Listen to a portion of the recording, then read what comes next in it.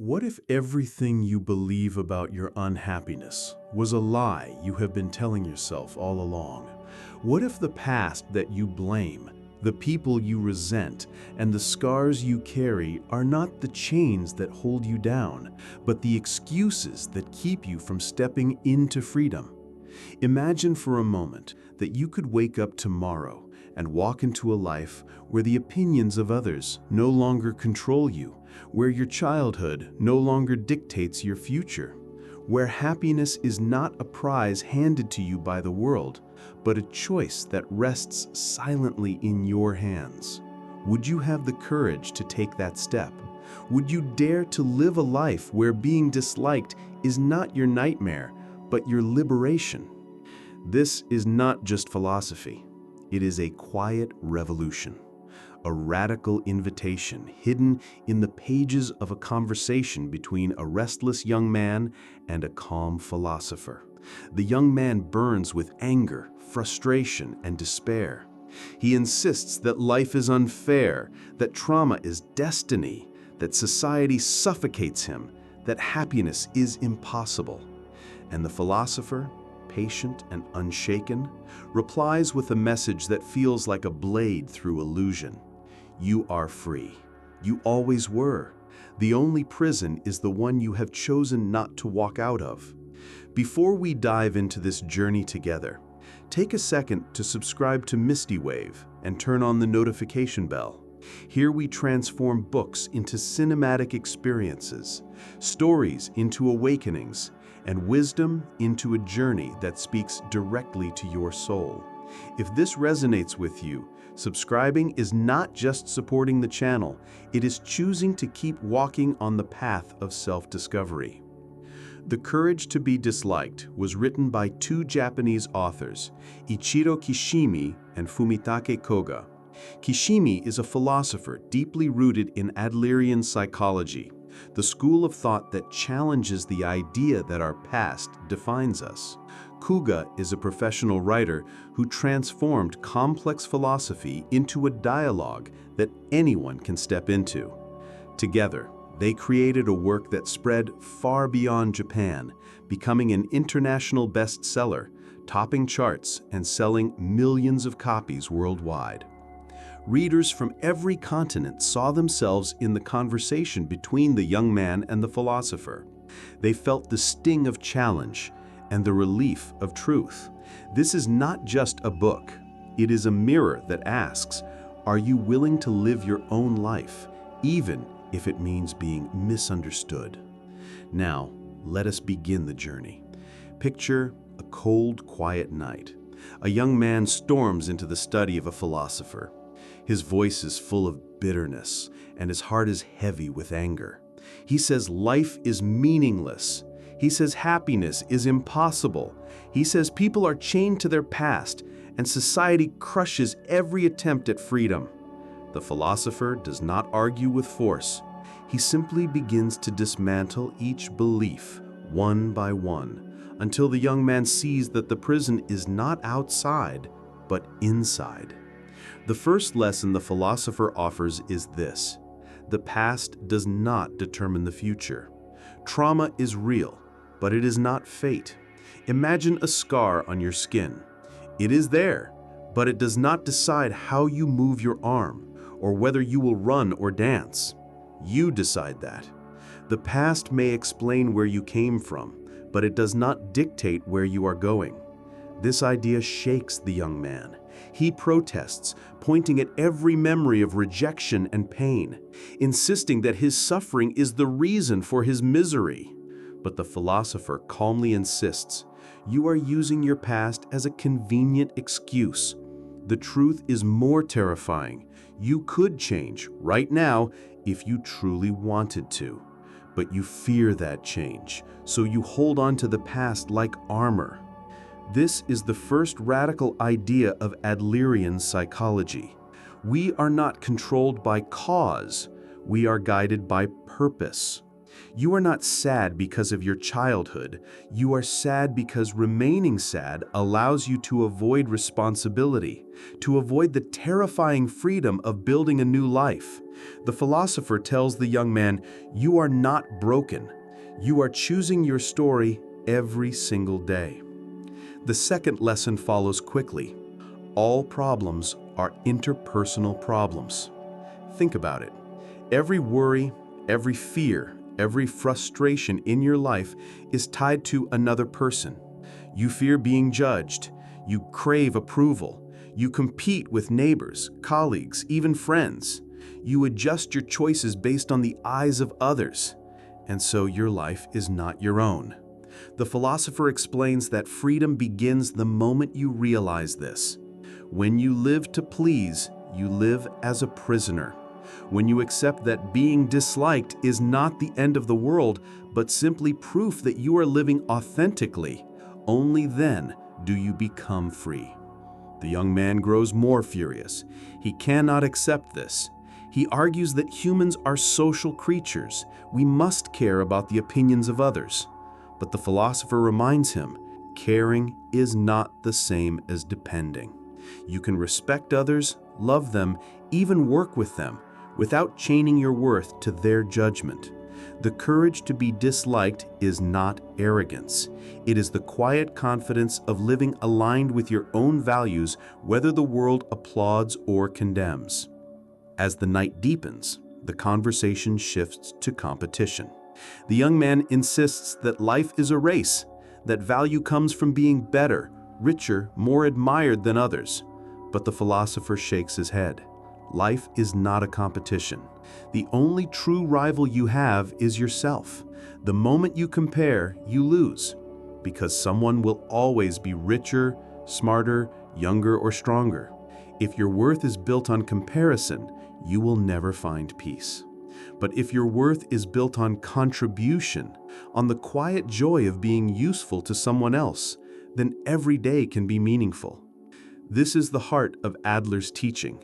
Happiness is contribution. Not status, not applause, not wealth. Contribution. When you live not to prove yourself, but to offer yourself, you become free from the endless hunger of comparison. Imagine a teacher. She may never be rich or famous, but every child she guides carries a piece of her into the future. That is happiness. That is freedom. The philosopher also introduces the idea of separation of tasks. Much of our suffering comes from trying to control what is not ours. You want others to like you. That is not your task. Your task is to live truthfully. You want your child to succeed in life. That is not your task. Your task is to provide love and guidance, but the path they walk is theirs alone. You want everyone to see the world as you see it. That is not your task. Your task is to see clearly and act with integrity. When you separate your tasks from those of others, you put down a burden you were never meant to carry. And in that lightness, happiness emerges. The young man resists again. He says that if we stop caring about what others think, society will collapse. People will act selfishly and chaos will spread. The philosopher smiles gently. That is not freedom. That is indulgence. True freedom is not about ignoring others. It is about respecting them without enslaving yourself to their opinions. It is about giving without demanding, loving without controlling, existing without competing. Slowly, painfully, the young man begins to see that the chains he has been cursing are in his own hands. He wants to be free, but he fears the loneliness of freedom. He wants happiness, but he fears the responsibility that comes with choosing it. Because once you admit that happiness is a choice, you can no longer blame the world. Here the philosopher delivers the hardest truth. To live fully is to accept that you will be disliked. If you choose authenticity, some will reject you. If you live aligned with your values, some will misunderstand you. If you refuse to compete, some will mock you. But what is the alternative? To betray yourself every day for a nod of approval that vanishes tomorrow. To spend your one brief life wearing masks that suffocate you, to reach the end and realize you never truly lived. The courage to be disliked is the courage to live, to embrace the small, ordinary moments without seeking applause, to find joy in contribution rather than comparison, to separate your tasks from those of others and walk lightly, to face the fear of rejection and step forward anyway. And so, as the dawn begins to rise, the young man is no longer shouting. He is quiet, he is shaken, he is afraid, but inside him a seed has been planted, the seed of freedom, the knowledge that the world has not been holding him captive. He has been holding himself captive, and that means he holds the key. The night continues, and the young man's heart is torn between anger and awakening. He wants desperately to cling to the comfort of blaming others. He wants to keep telling himself that his parents ruined him, that society trapped him, that his circumstances are chains forged too tightly to escape. And yet, the philosopher's calm voice keeps breaking through those illusions, like sunlight through cracks in the wall. He tells him again and again that freedom is not something given to you, it is something you claim, that happiness is not something waiting for you at the end of a path, it is the ground beneath your feet if you dare to stand on it. The young man demands proof. He says, "Look at the world. People are trapped in jobs they hate. They are forced into roles they did not choose. They are punished for being different. Surely this proves that freedom is a lie." The philosopher shakes his head. The world is not imprisoning them. They are imprisoning themselves by seeking approval, by fearing rejection, by competing endlessly in a race that leads nowhere. The invisible walls of society are built from the fear of being disliked. Tear that fear down, and you will find that the doors were never locked. The conversation turns to the subject of recognition. The young man insists that we live for praise, that without recognition, life feels meaningless, that every human action, from art to work to love, is secretly a cry for approval. The philosopher does not deny the need to be seen, but he explains that true recognition is not about applause or fame. It is about knowing within yourself that your life is of use. When you contribute, when your existence makes even one person's burden lighter, you already have the recognition that matters. Applause fades, fame vanishes, but contribution lives on in the lives you touch. He tells the young man about horizontal relationships. Most of us live in vertical ones. We see others as above us or below us. We chase superiority and fear inferiority. We measure constantly. This vertical mindset poisons relationships, creates conflict, and leaves us perpetually anxious. But when you shift to horizontal relationships, something miraculous happens. You see others not as competitors, but as companions. You stop asking, "Am I better than them?" and start asking, "How can I walk alongside them?" Equality is the soil in which real friendship and love can grow. The young man resists again. He says people will take advantage of you if you stop competing. If you do not prove yourself stronger, others will crush you. The philosopher smiles. That fear comes from a vertical view of life. If you see the world as a battlefield, you will always fight. But if you see the world as a community, you no longer need to fight. Strength is not in dominating others. Strength is in refusing to measure your worth through domination at all.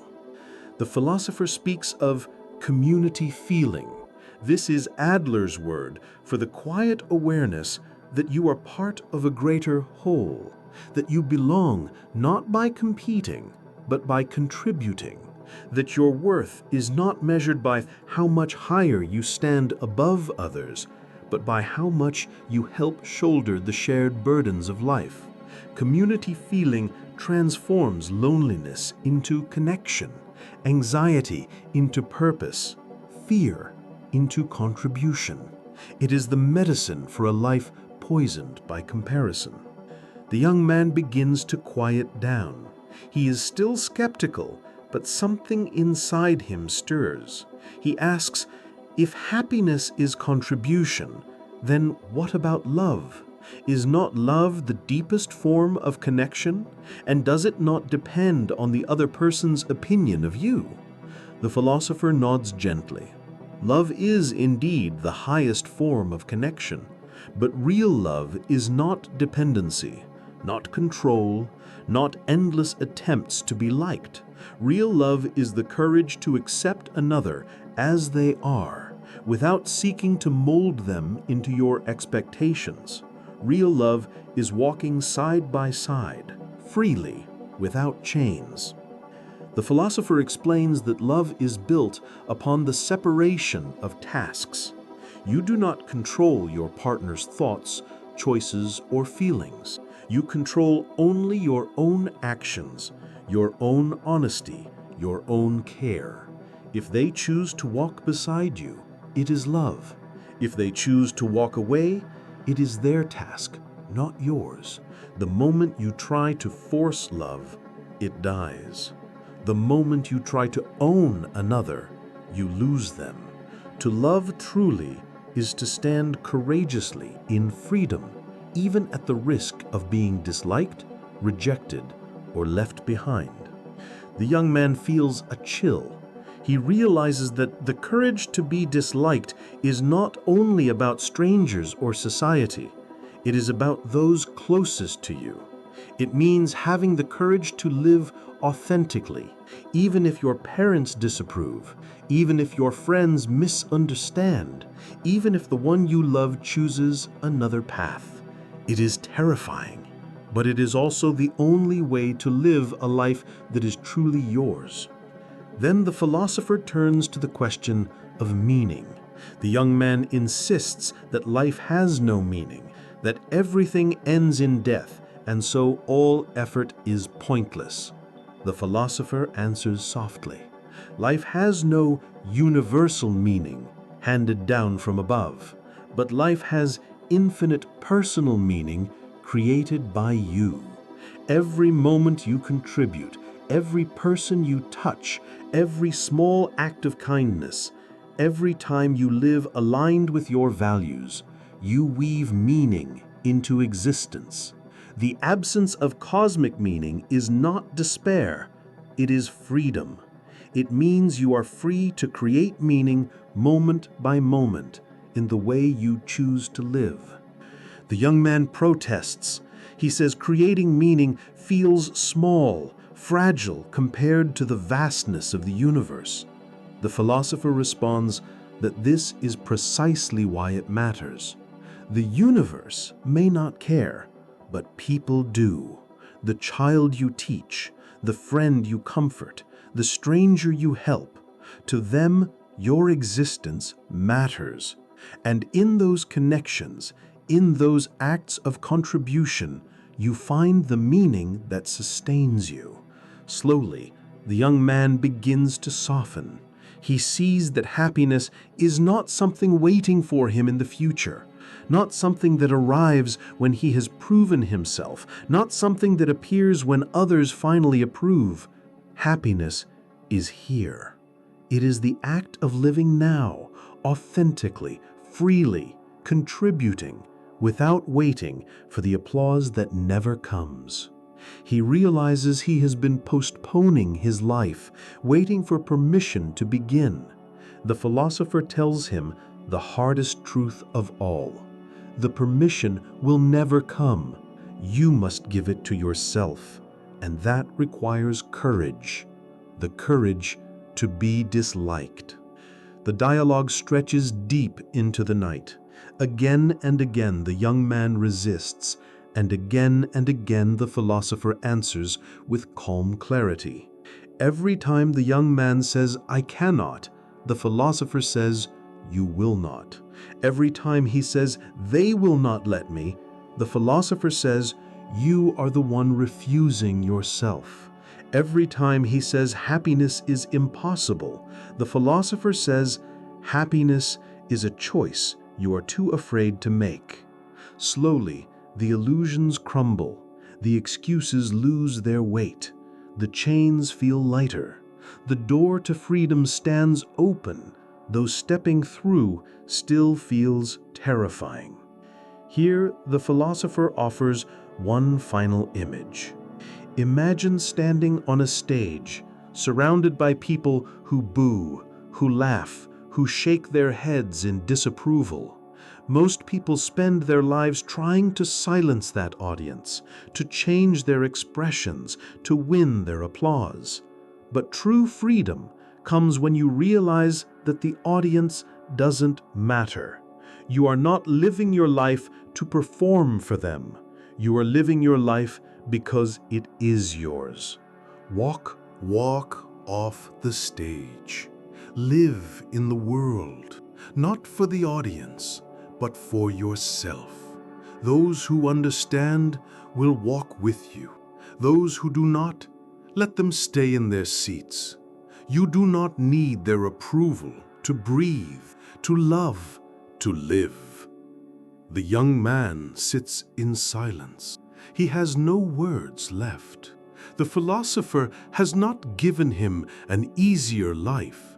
He has not promised comfort or applause.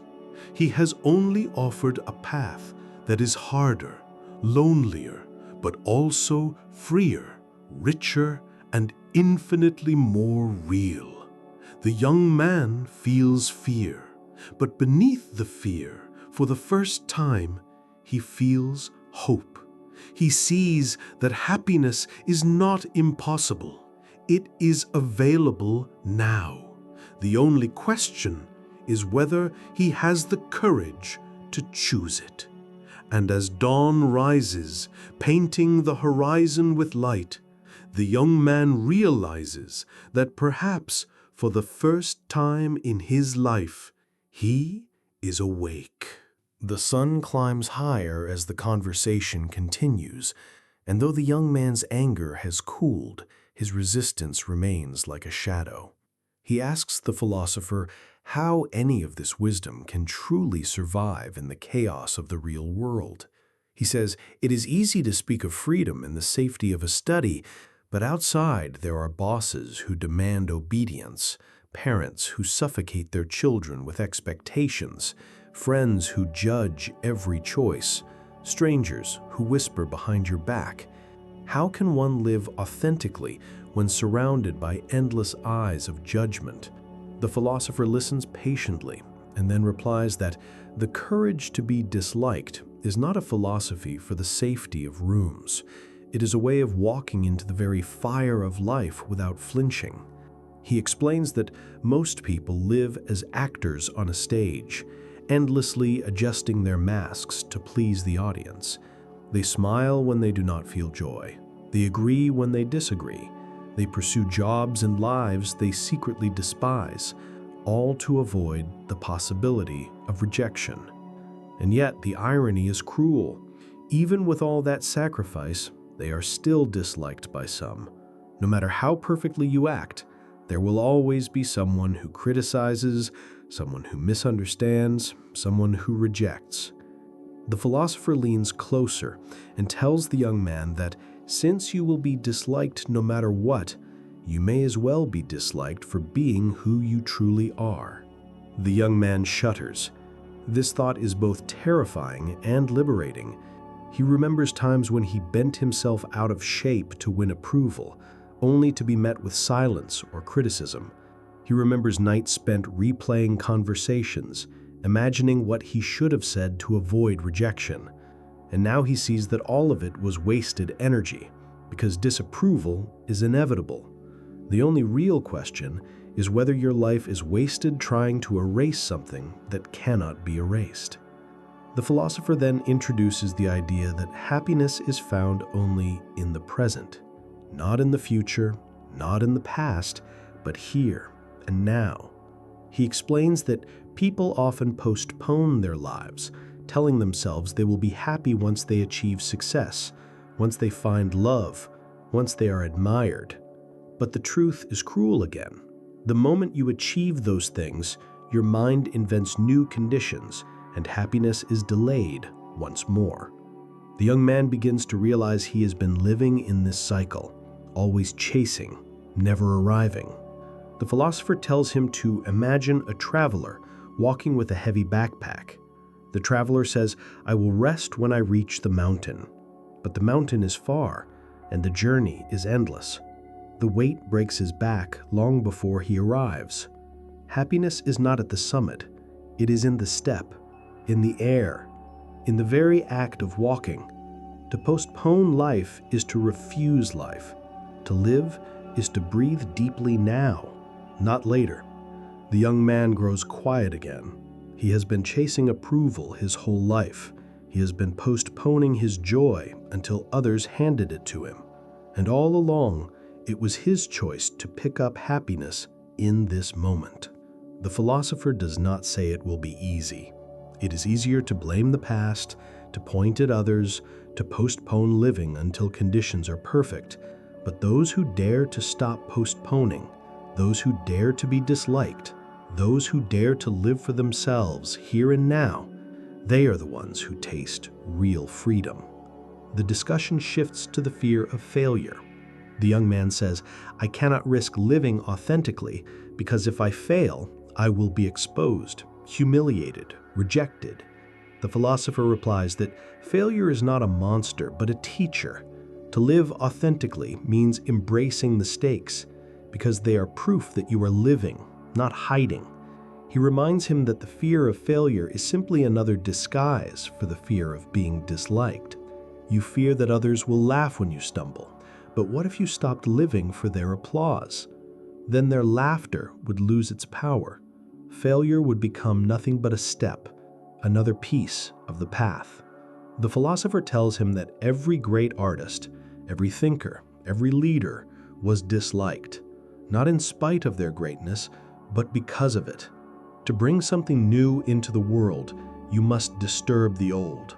To walk your own path, you must diverge from the crowd. And the crowd does not forgive easily. But history remembers the brave, not the popular, the ones who lived for their truth, not for approval. The young man begins to tremble. He sees that his fear of failure, his clinging to the past, his hunger for recognition, all of it ties back to the same root, the terror of being disliked. And now he begins to understand why the philosopher calls it courage. Because it is not easy. It is the hardest thing in the world to stand in your truth when others mock you, to pursue your path when others say you are wrong, to live freely when others try to chain you with judgment. It is a battle fought not with fists, but with spirit, and yet it is the only battle worth fighting. The philosopher begins to speak of tasks once again. He explains that much of our suffering comes from stepping into tasks that do not belong to us. We try to control what others think. We try to force their approval. We try to manipulate their love. But none of that is our task. Our only task is to live honestly, to give authentically, to walk our own path. When you step into the tasks of others, you create conflict and pain. When you step back into your own, you find peace. He challenges this. He says, but what about family? What about responsibility? What about community? Surely we cannot live only for ourselves. The philosopher answers that separation of tasks does not mean isolation. It means clarity. You fulfill your role with honesty and contribution, but you do not carry the burden of outcomes that are not yours. For example, as a parent, you provide love and guidance. But whether your child chooses to accept it or reject it is their task. As a friend, you offer support, but whether they choose to change their life is their task. To live without this clarity is to drown in the weight of burdens that were never yours. The young man begins to see how much of his life has been spent drowning. He has been weighed down by trying to manage what others think, by trying to control how others feel, by trying to ensure he is always liked. And in carrying these false burdens, he has neglected his own task to live his life authentically. He sees that by putting down what is not his to carry, he could finally be free. The philosopher then moves to the subject of freedom once again. He explains that real freedom is not doing whatever you please without care for others. Real freedom is living in alignment with your values without being enslaved by the fear of rejection. It is possible to respect others, to contribute to them, to love them deeply, without chaining your worth to their approval. That is freedom. That is the courage to be disliked. The young man sits in silence, his mind a storm. He sees glimpses of truth, but fears the loneliness it implies. He says, "If I live this way, will I not be alone? Will I not lose friends, family, love?"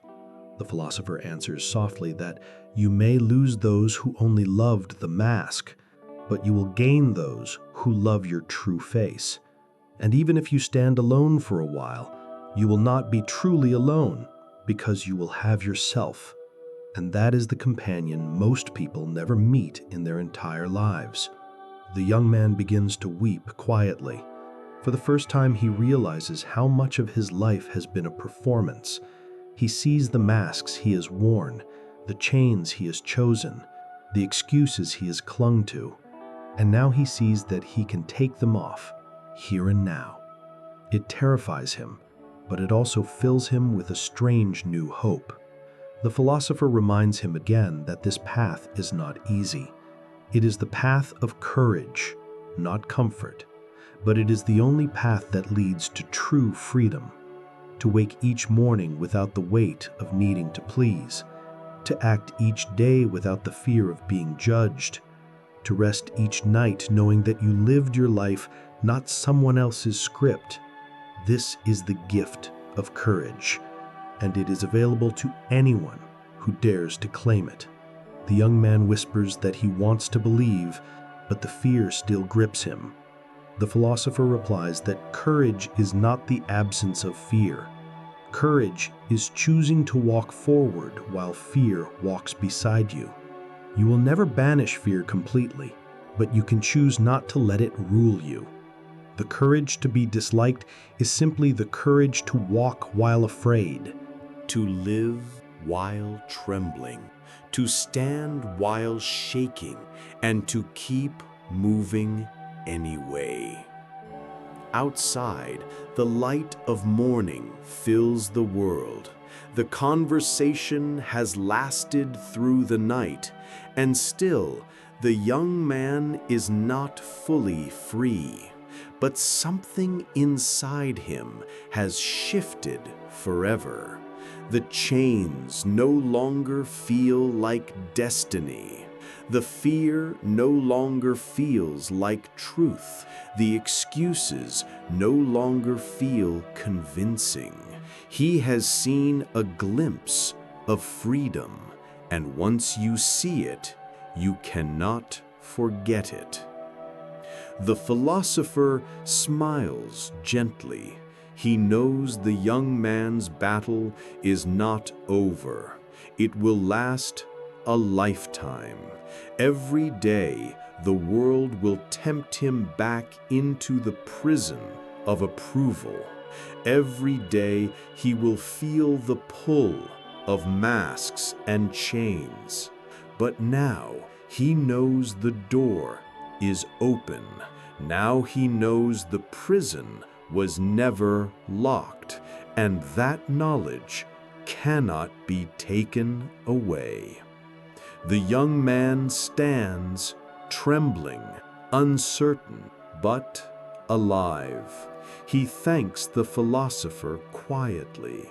He does not yet have all the courage he needs, but he has enough to take the first step, and that is all anyone ever needs. The young man leaves the philosopher's home, but his mind is restless. The world outside feels the same, the streets crowded, the voices familiar, yet inside him something has shifted. He looks at the people walking past him, each carrying invisible burdens, each performing roles they believe are required of them. Some smile too widely, others walk with eyes downcast, some rush as if chased by unseen wolves. And for the first time, he sees it clearly. Everyone is acting for an audience, afraid to live without the mask. He wonders if perhaps they too have the same inner voice whispering that life could be different, but fear silences it. He thinks of his own life, all the times he stayed quiet when he wanted to speak, all the times he laughed when he wanted to cry, all the times he agreed when he wanted to resist. He remembers the weight in his chest, the feeling of suffocation, the sense that he was living someone else's life. And now he sees that he had been doing it willingly. The cage was never locked. He chose to sit inside. That realization terrifies him, because if the prison was his choice, then the key is also in his hand. Freedom is not something the world will grant him. Freedom is something he must claim. And that means he can no longer hide behind excuses. It means he can no longer point at the past and say, "This is why I cannot live."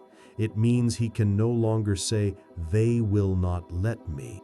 The truth is harsher and sharper. He has been refusing himself.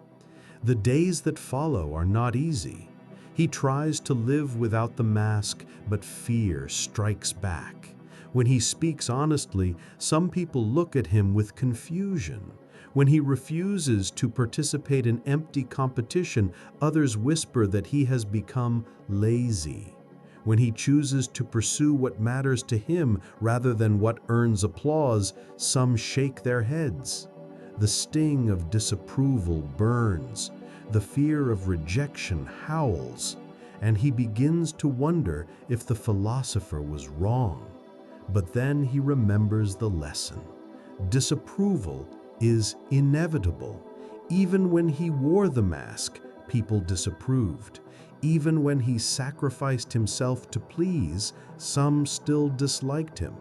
So what has really changed? Nothing but this. Now, at least, the disapproval is for who he truly is. That realization gives him strength. It hurts to be disliked, but it is a clean hurt, an honest hurt. The pain of rejection is sharp, but it does not rot like the slow poison of betrayal against yourself. Slowly, he begins to understand that courage is not about removing pain. It is about choosing the pain that frees you over the comfort that chains you. It is about accepting that life will always bring disapproval, fear, and failure, but refusing to let those shadows dictate your choices. Courage is walking anyway. He recalls the philosopher's words about community feeling, and he begins to notice small moments of connection when he helps a neighbor carry groceries, when he listens to a friend without trying to fix them, when he contributes honestly without seeking recognition. He feels a strange lightness. These moments do not earn applause, but they fill him with quiet meaning. He begins to see that happiness does not roar like thunder. It whispers in small acts of contribution, in the simple fact that his existence can be of use. The young man also begins to practice separation of tasks. When his parents criticize his choices, he feels the old urge to fight, to prove, to beg for approval. But then he remembers, their opinions are their task. His life is his. He listens with respect, but does not let their disapproval chain him. When his friends mock his decisions, he feels the sting, but does not wear the mask again. Their laughter is their task. His path is his. Slowly, this practice frees him from endless battles. He no longer wastes his energy trying to control what is not his to control. Yet the hardest test comes with love.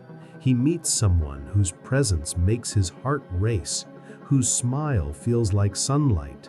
The old him would have bent himself into knots, trying to earn affection, trying to ensure he was never rejected. But now he remembers the philosopher's words. To love truly is to give without chains, to stand without masks, to walk together without control. It is terrifying because it means the possibility of rejection remains, but it is also liberating because it means if love remains, it is real. And so he loves courageously, not as a performance, but as himself. He sees now that every relationship in his life is being rewritten. Without masks, some people drift away. Those who only loved the actor vanish when the stage collapses. At first, this feels like loss, but over time, it feels like cleansing. The relationships that remain are stronger, truer, rooted in authenticity rather than performance. And slowly, new relationships form with people who are drawn not to the mask, but to the real face beneath it. The young man begins to notice another shift. The world itself feels different. Tasks that once felt meaningless now feel alive when done with presence. Work that once felt like a burden now feels purposeful when done as contribution rather than competition. Even silence feels richer, as if he can finally hear the world instead of drowning in the noise of seeking approval. But of course, doubt never vanishes completely. Some nights he lies awake, wondering if he has chosen the harder road for nothing. He remembers the philosopher's warning that freedom is not comfort. And yet, when he looks at his life, he sees that even in its difficulty, it is lighter than before, because the heaviest burden was not disapproval. The heaviest burden was the mask. Without it, even struggle feels like freedom. One evening, he returns to the philosopher, his eyes softer than before. He tells him of his struggles, his small victories, his fears. The philosopher listens quietly and then reminds him that the journey never ends. Courage is not something you win once. It is something you choose again and again, every day, every moment. Every time you face the temptation to perform, you must choose authenticity. Every time you fear rejection, you must choose freedom. Every time you tremble, you must keep walking. That is courage. That is the heart of life. The young man asks if the philosopher himself is never afraid, never tempted to perform. The philosopher laughs gently. Of course he is. Fear never disappears. The temptation to wear masks never ends. The difference is simple. He no longer obeys the fear. He sees it, acknowledges it, and walks anyway. Fear becomes a companion rather than a master. And in that shift, everything changes. The young man feels a deep sense of peace. For the first time, he realizes he does not need to be perfect to be free. He does not need to erase fear to live authentically. He only needs courage, moment by moment, to keep choosing freedom. He realizes that courage is not a mountain you climb once. It is a step you take endlessly, and each step is a victory. As the seasons pass, the young man notices his life unfolding in ways he could not have imagined. He is not richer than before. He is not more admired. He is not surrounded by applause, but he is freer. He wakes lighter. He walks taller. He loves more honestly. He works with meaning. And when he looks at himself in the mirror, he sees not a stranger, but a companion he can finally respect. That, he realizes, is happiness. Not perfection, not approval. Simply the quiet knowledge that he is living his own life, not someone else's. He thinks of all the people still trapped in their masks, and he wishes he could tell them that freedom is possible. He wishes he could show them the open door, the unchained prison. But he knows they must see it for themselves, as he did. He cannot force them. That is their task. His task is only to live as proof that freedom is real, to shine quietly as a reminder that another way exists. And so he keeps walking, step by step, trembling yet courageous, disliked yet free, alone yet deeply connected. And with each step, the courage grows. And with each day, life unfolds not as a performance, but as the only thing it was ever meant to be, his. The months turn into years, and the young man continues to live the lessons of the philosopher. Each day brings new challenges, new fears, new moments where the temptation to perform threatens to return. Sometimes he stumbles, sometimes he slips back into the mask, but every stumble is a reminder, every slip another opportunity to choose courage again. And he realizes that this is the essence of growth, not perfection, not a flawless life, but the willingness to return to freedom again and again, no matter how many times you fall. He learns that happiness is not a permanent state. It is not a destination where you arrive and remain forever. It is a choice renewed with every sunrise, a decision made in every breath.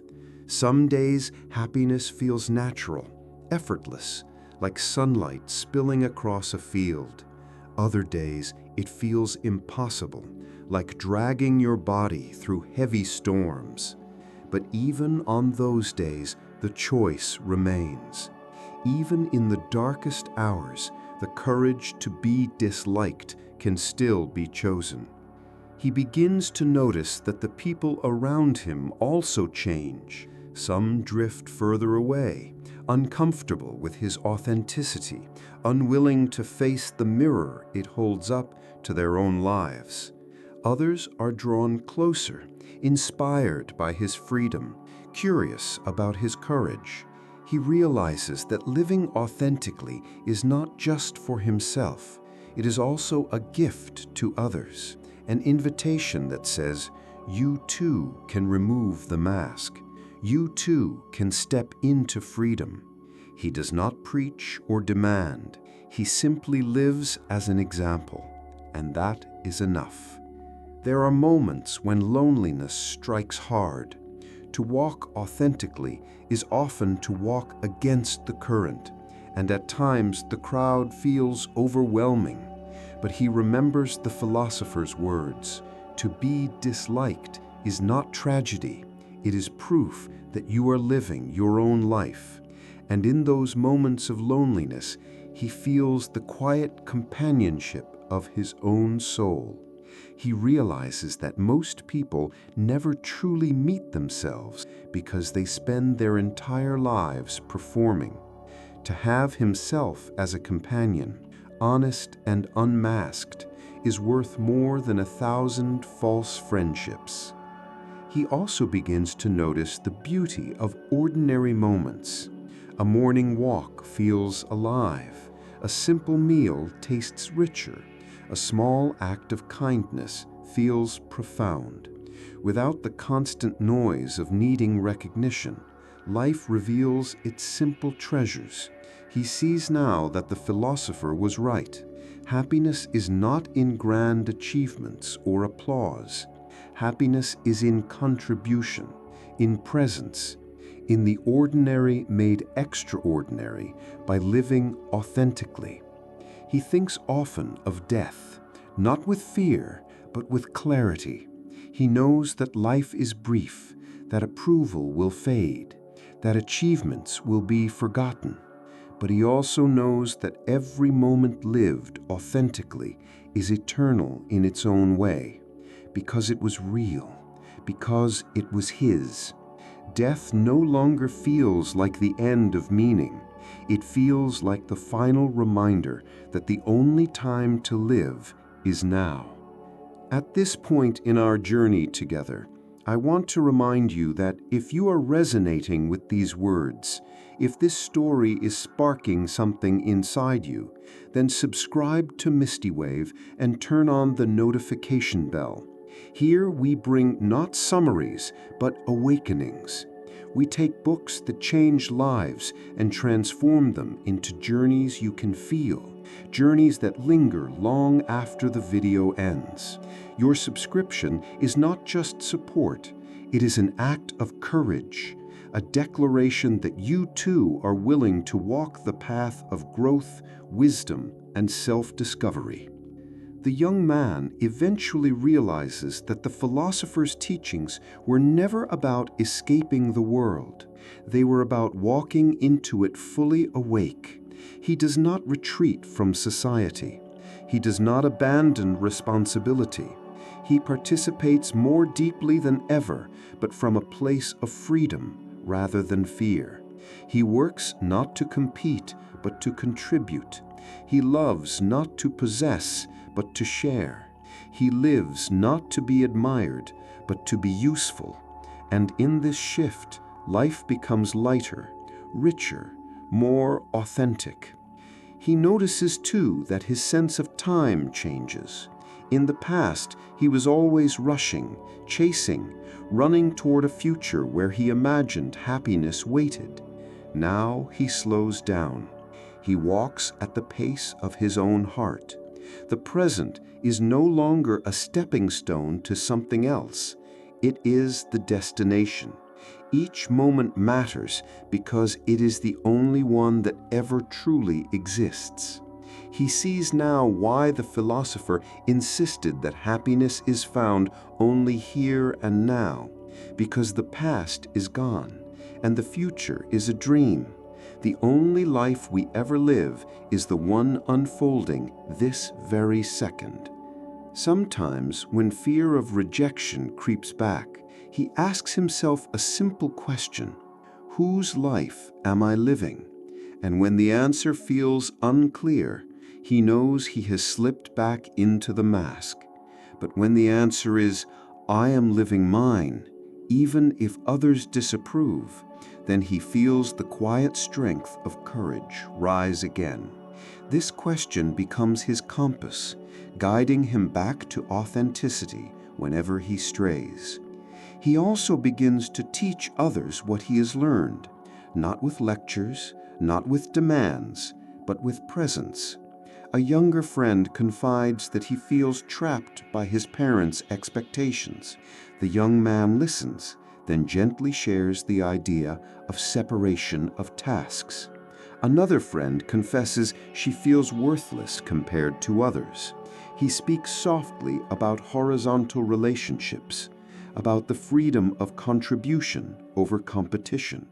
Slowly, he becomes to others what the philosopher was to him, a quiet guide, a living reminder that another way is possible. Years later, when he looks back, He realizes that the conversation with the philosopher was not the moment his life changed. It was the moment his illusions cracked. The real change was the daily choice, the repeated courage, the constant practice of authenticity. The philosopher gave him the key, but he had to open the door again and again, every day of his life. And now, as he grows older, he feels a strange gratitude for the times he was disliked, for the moments he was rejected. They were painful, yes, but they were proof that he had dared to live authentically. They were reminders that he had chosen freedom over performance. And without them, he might never have discovered who he truly was. This is the gift of the courage to be disliked. It does not promise comfort. It does not promise applause. It does not promise an easy life, but it promises a real one. It promises freedom. It promises the quiet joy of living without masks, of loving without chains, of working without comparison, of breathing without fear. It is not the easy path, but it is the only path worth walking.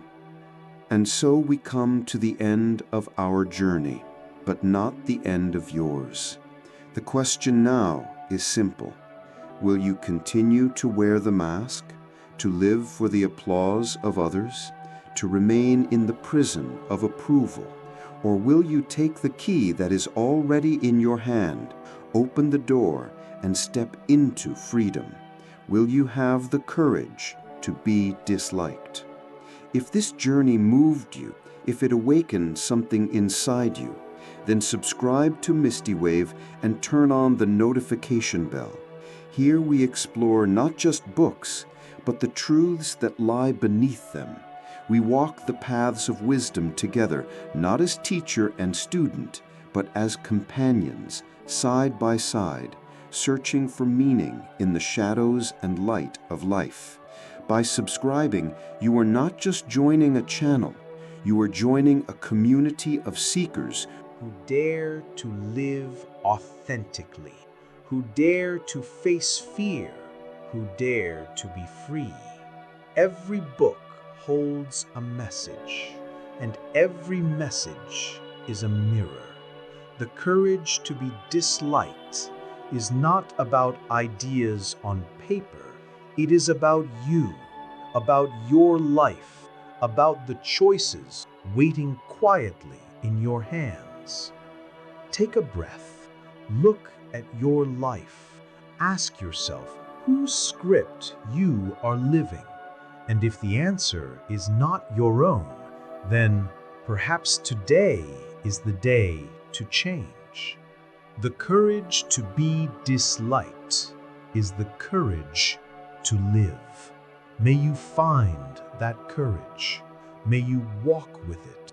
May you live your one and only life as fully, as freely, and as authentically as you can. And when the final curtain falls, may you leave this world knowing that you did not perform for an audience, you lived for yourself. And that is the greatest freedom of all.